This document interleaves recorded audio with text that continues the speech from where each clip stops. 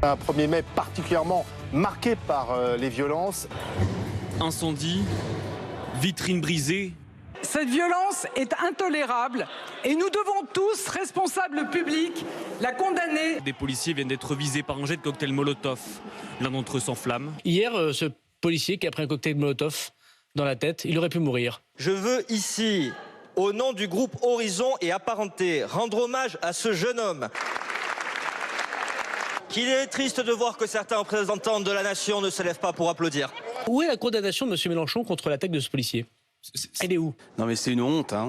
Darmanin, il ose tout, c'est même à ça qu'on le reconnaît. Vous trouvez qu'il y a une forme d'ambiguïté, qu'il n'y a pas eu suffisamment de condamnation ? C'est entre l'ambiguïté et la complicité au moment où nous parlons. Et la réponse, il y a quelques minutes, de Jean-Luc Mélenchon. Le maintien de l'ordre hier a tourné une fois de plus à une absurde violence générale. Darmanin en est 100% responsable. Marine Le Pen qui dit « Nous ne sommes plus face à des violences, mais face à des tentatives d'assassinat contre les forces de l'ordre ». Elle a raison, Marine Le Pen ?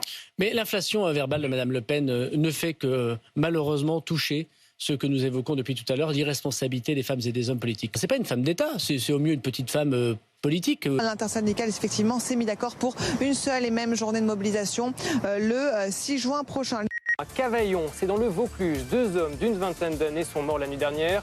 Où les auteurs des tirs sont toujours en fuite. Il y a des luttes de clans pour le trafic de la drogue et des prises de position sur des points de trafic très influents et très lucratifs. Ça fait peur parce que le soir, des fois, là il fait froid, mais sinon on sort un peu, on se promène avec ma voisine qui a un chien.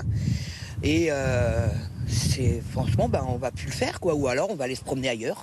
François Braun a annoncé qu'après presque 2 ans de suspension, les soignants non vaccinés pourront réintégrer leur service à la mi-mai. À quel accueil ces soignants non vaccinés doivent-ils s'attendre dans leurs anciens établissements ? C'est remettre dans les équipes des personnels qui pourraient générer des conflits. Cette décision, en tout cas, vient gommer tous les efforts qui ont pu être faits jusqu'à présent. Plus que 4 jours avant le couronnement du roi Charles. Dernière répétition pour peaufiner leur interprétation du nouvel hymne du couronnement. C'est grandiose avec l'orgue qui est joué, c'est un très beau chant. Et derrière cet hymne du couronnement, une compositrice passionnée, elle y travaille depuis plusieurs mois. Give the king thy judgment, O God. Et Ashley a répété, démonstration. 4 jours pour apprendre les paroles. Roselyne Bachelot, bonsoir. Bonsoir, vous êtes tout seul ? Oui, de temps en temps, ça fait du bien. Vous savez, chacun doit respirer. Faut mieux être seul que mal accompagné. Alain Marchal tenait à réagir en direct ce soir dans BFM Story. Il a été choqué d'imaginer que finalement, sans lui, j'étais mieux. Les absents ont toujours tort. Et donc, effectivement, voilà que Roselyne balance sur mon compte en me disant que t'es mal accompagné quand je suis là. Ça fait plaisir, ma chère Roselyne.